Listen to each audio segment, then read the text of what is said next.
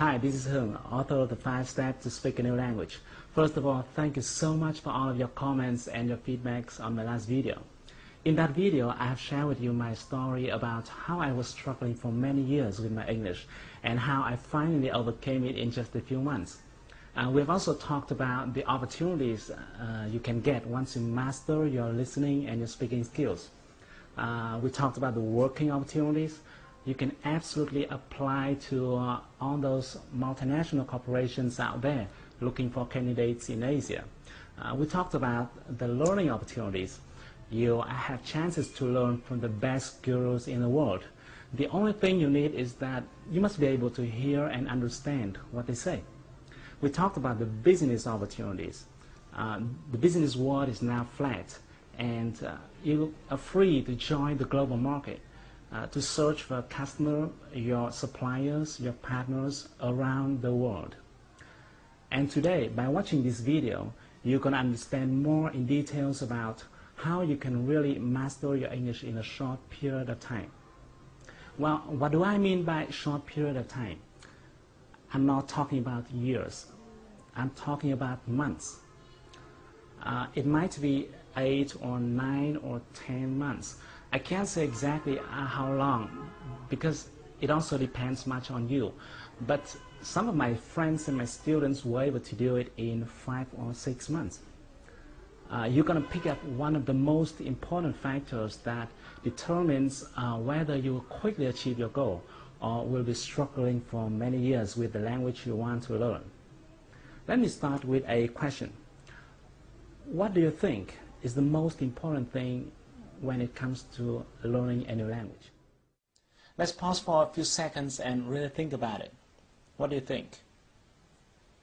Well, there's not a single answer for this question, but when it comes to language, most people must agree with me that vocabulary is at the top of the priority list.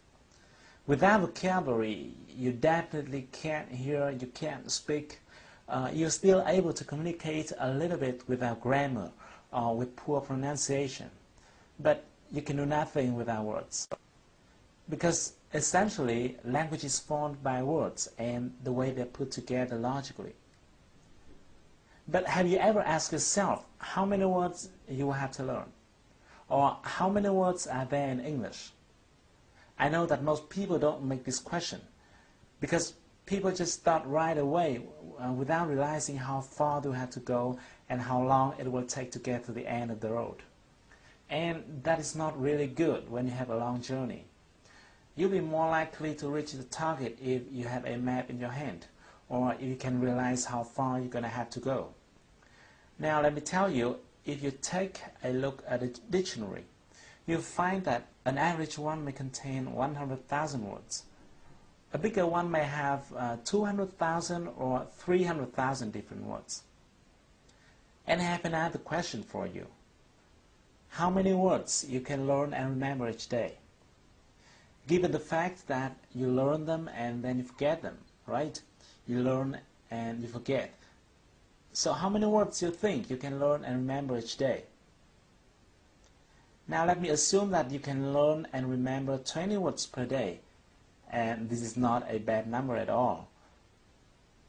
To get 300,000 words, you're going to have to learn continuously in 15,000 days, which equals 41 years. Wow, it sounds scary, doesn't it? But just calm down.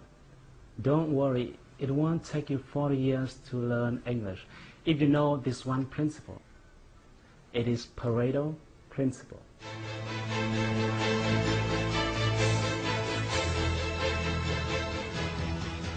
Even though you could have heard about it before, but let me give you a very quick review. Things in our world are arranged by an interesting rule, which is called the 80-20 rule. This was found by an Italian economist named Vilfredo Pareto. That's why it is also called the Pareto principle. In the beginning, he observed that 80% of the lands are owned by 20% of the population. And then he found that this number is true in many other fields as well. For example, 20% of the workers may produce 80% of the result. or 20% of the customers may bring in 80% of the revenue, or 20% of the features normally cause 80% of the usage, and so on. In fact, the rate 80 per 20 is rather a symbol than an exact number. In many cases, it could be 90 per 10 or 95 per 5. The reason why this principle became famous is because, thanks to it, people could decide where to put their efforts into, like their time, their money, their resources, in order to get the most results. And the great thing is that this principle also true in learning a new language.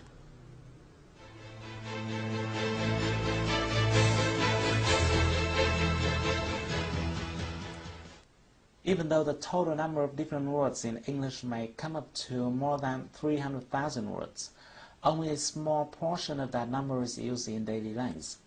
As early as the 1930s, George Zip has found what people now call Zipf's law. He researched various languages, including English, and he found that each word has a different frequency of occurrence.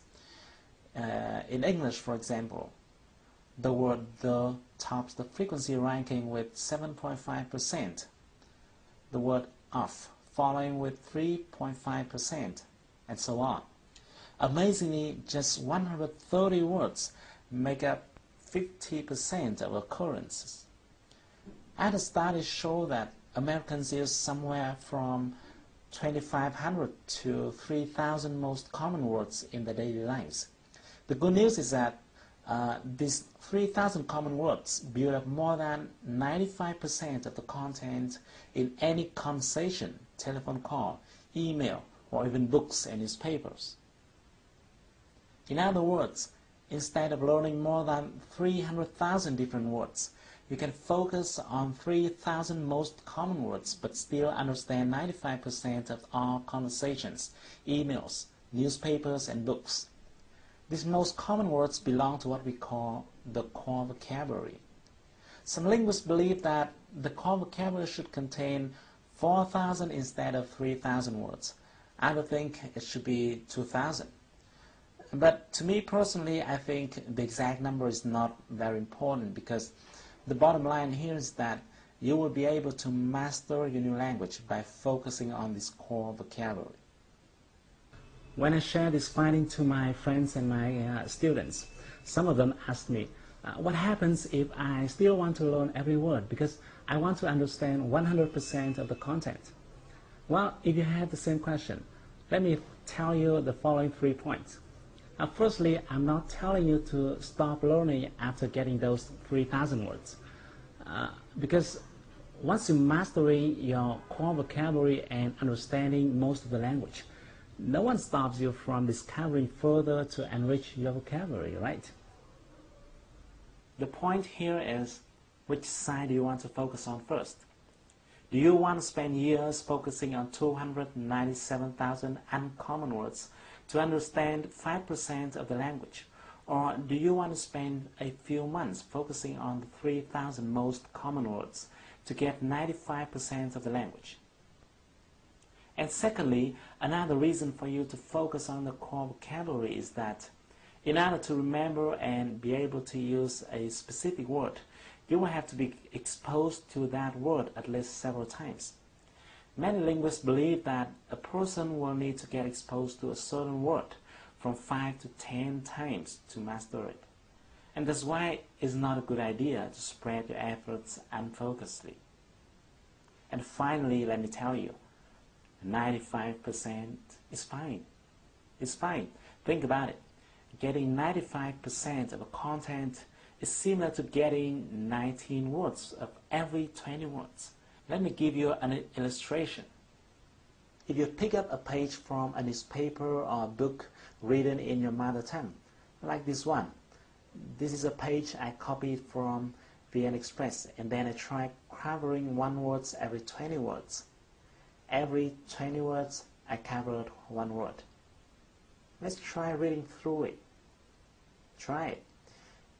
Can you almost get the whole meaning? It is okay, right? That's why I said 95% is already fine. And if you notice, even when you're speaking in Vietnamese with someone living in another location, you may not understand everything if that person is using local glossaries. And what would you do if you don't understand one word or another? You would simply ask, what? Or what do you mean by, or things like that. It happens all the time in communication, even in your mother tongue. And in the last minute of this video, let me tell you my little secret. Actually, I don't know many words. I can't tell you exactly how many English words I know, but I'm quite sure that I don't know more than 300,000 words. But I can speak English quite freely, as you see I'm doing right now. I have no problem talking to my partners, negotiating deals over the phone or face-to-face. I have no problem reading documents, newspapers, books. I can watch movies without sticking my eyes into the subtitles. And you can do the same. Now that you've got one of the most important secrets that determines whether or not you will quickly achieve your goal in learning a new language. But we haven't talked about how you can actually get them. Which words are they? In the next video, I'm going to share with you a technique that will help you to quickly acquire all those important words. And the best thing is that you won't have to memorize them, but it will naturally go into your mind and will be retained in a long period of time. So, thank you for watching my video. If you like it, share it with your friends and your beloveds. If you're using Facebook, just simply click the like button to share it with your friends. If you have any question, or even if you don't agree with what I'm telling you so far, feel free to give me your comments and your feedbacks. I'd love to hear them. So stay tuned with your inbox. I'm going to send you the next video soon. But until then, take action. Do something. Do something right now to improve your English. Because if you want to shine tomorrow, you've got to sparkle today.